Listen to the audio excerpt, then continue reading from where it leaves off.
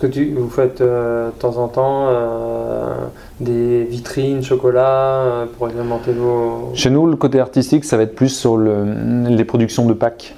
Okay. Donc tous les ans, il y a une nouvelle collection de packs qui va sortir. Donc du coup, là, quelques mois en avance, il faut étudier tout ça, faire des essais, voilà, présenter, et puis voilà. Donc ça, c'est vraiment pour la partie artistique. Okay. Après, la partie création sur le goût, c'est toute l'année. Parce qu'il y a une gamme qui est constante toute l'année, mais aussi il y a une gamme qui vient s'ajouter printemps-été, automne-hiver. Ok.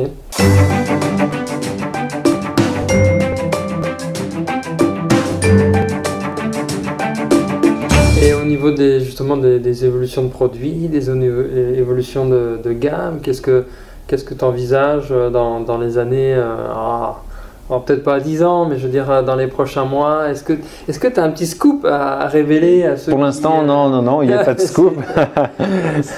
non, pour l'instant, il n'y a pas de scoop là-dessus. Donc, sans cesse, il y a toujours des essais qui sont faits, qui sont réalisés. Des fois, on peut faire le test et il peut être très bien comme ça et il ne va pas sortir.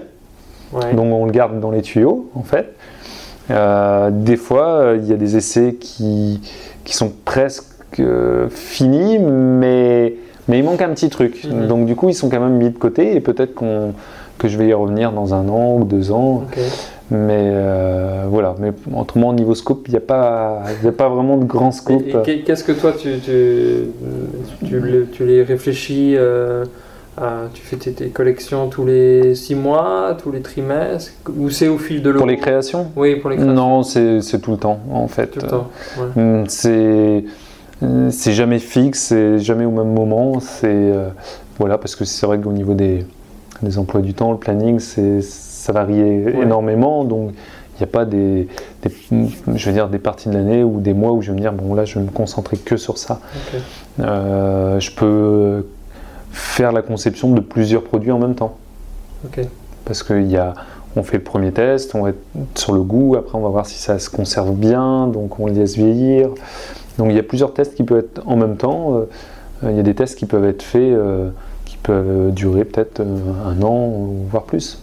Ok, ça marche. Ouais, c'est comme ça que tu... D'accord. Voilà, c'est comme ça que ça fonctionne. C'est intéressant, ouais. Et au final, des fois, dès que j'ai des idées ou des choses comme ça, c'est noté sur carnet. Mais entre-temps, je me dis, tiens, je vais me mettre sur cette idée-là que j'ai eue depuis un moment, là. Mais pour peu que je découvre une autre matière première, je dis, tiens, il faut que j'y aille, je vais tester ça. Donc, il n'y a pas vraiment d'ordre. Ouais. Tu me disais aussi, pendant la visite du laboratoire, que tu axais vraiment sur la qualité des produits. Oui. Et tu me disais même que vous avez acheté des machines et vous avez retourné les machines, vous avez vendu les machines parce qu'il fallait changer la recette. Et ce qui disait changer la recette, donc réduire, mettre mauvaise qualité la recette, je dirais un peu. Tout à fait, ouais, c'est ça. En fait, que ce soit notre métier ou d'autres métiers, on va toujours essayer de... Bon, la qualité, il faut qu'elle soit toujours présente, il faut qu'elle soit toujours là.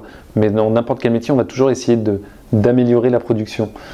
Donc nous, pour améliorer la production, des fois, on peut être tenté d'investir dans une machine, ce qui a été le cas pour certains produits comme le caramel, pour l'emballage du caramel, pour gagner un peu de temps. Et bien, on s'est rendu compte que notre produit ne passait pas dans la machine. Du coup, ça c'est un bon élément de preuve comme quoi chez Henri Leroux, la qualité du produit est importante. Et c'est pas parce qu'on veut aussi, comme toute entreprise, grandir et investir dans des machines qu'on lésine les produits pour vendre. Alors chez Henri Leroux, c'est pas le cas. Il m'a montré quelques exemples où vraiment la qualité du produit passe avant le volume, quoi. Tout à fait, ouais. Puis pour un cuiseur, par exemple, pour une recette, on pourrait se dire on va cuire le double, mais des fois ça fonctionne pas, donc on reste toujours sur des petites quantités et ça permet de garder toujours une très belle une très belle couleur, bon goût du produit, il n'y a pas d'altération en fait. Ok. Et l'avenir d'Henri Leroux, comment vous voyez les choses au sein de la maison, l'évolution de cette maison-là? Bon, je pense que c'est une entreprise qui va encore se développer. Pour l'instant, j'ai pas de scoop sur des nouvelles ouvertures de boutiques. Bon, jusqu'à présent, on est à peu près sur une boutique tous les 2 ans. D'accord. Depuis qu'on est arrivé ici dans les locaux en 2008. Donc voilà, ça suit son cours petit à petit. Voilà. Pour l'instant, il n'y a pas de nouvelle ouverture de prévue. D'accord. Et aujourd'hui, Henri Leroux, la marque est présente sur quel territoire? C'est quelle étendue internationale? Alors, le plus gros de la vente, c'est sur la France, forcément. Ouais. On est à 5 points de vente, déjà sur la France. Ouais. 2 en Bretagne, 3 à Paris. Le Japon. 4 points de vente sur le Japon. Et après, c'est un petit peu de revente aussi sur l'Allemagne, des choses comme ça. Et sinon, on fait beaucoup d'expéditions aussi à l'étranger. Ça peut être en Suisse, en Allemagne, aux États-Unis. Voilà. Ouais, ok. Et on travaille également aussi avec l'hôtellerie haut de gamme. Voilà. Ok. Et principalement, on se concentre sur nos boutiques. Ok, super. Et toi, personnellement, parce que j'ai vu aussi que vous avez une grande étendue de tablettes. Oui. Au chocolat. Comment vous faites? Est-ce que vous utilisez des couverturiers? Vous travaillez avec des couverturiers? Est-ce qu'ils font vos couvertures ou est-ce que tu fais des mélanges? Comment tu travailles ça? Il y a plusieurs choses. Il y a en général, donc on travaille avec des couverturiers. Ouais. Vu les volumes qu'on peut passer, nous on a des couvertures qui sont sur mesure. D'accord. Ça peut être sur mesure, donc il y a eu des tests de fait, puis on sélectionne un produit qui est fait que pour nous. Après, j'ai différentes matières premières. Je peux faire des assemblages avec ces couvertures. Et des fois, ça peut arriver que la couverture est tellement parfaite que il n'y a pas besoin d'y toucher. Et voilà, on l'utilise telle quelle. Ok, donc voilà. Différentes choses, voilà. Différentes origines, différents mélanges. Mais le cœur du métier, pour nous, c'est... Pour moi, quand je fais, par exemple, une création d'un nouveau produit, d'une nouvelle ganache, il peut y avoir plusieurs couvertures, par exemple, qui vont concevoir cette ganache. Ok. Voilà, parce que quand on teste, on va se dire tiens, je voudrais un petit peu plus d'acidité, un peu plus d'amertume, donc on compose avec tout ce panel de couverture.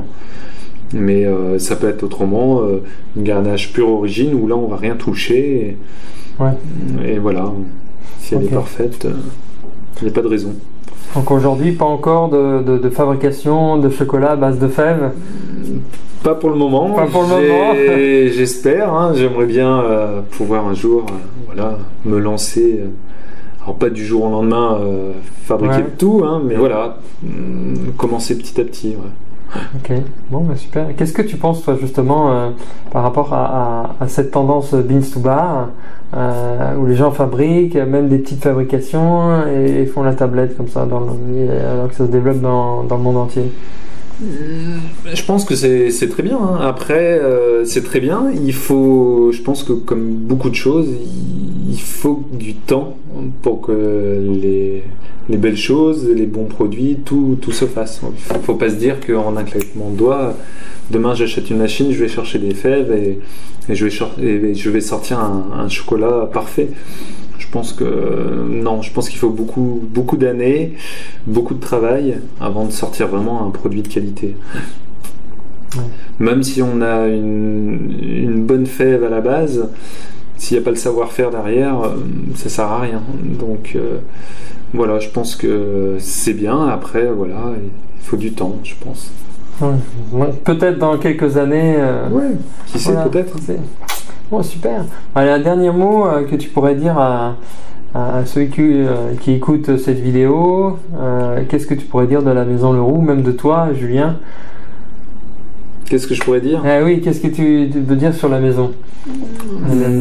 Sur la maison, je pourrais dire juste que même si on évolue, on est toujours axé vraiment sur le goût. Le but, c'est vraiment pas dénaturer, de pas utiliser des arômes, des choses comme ça.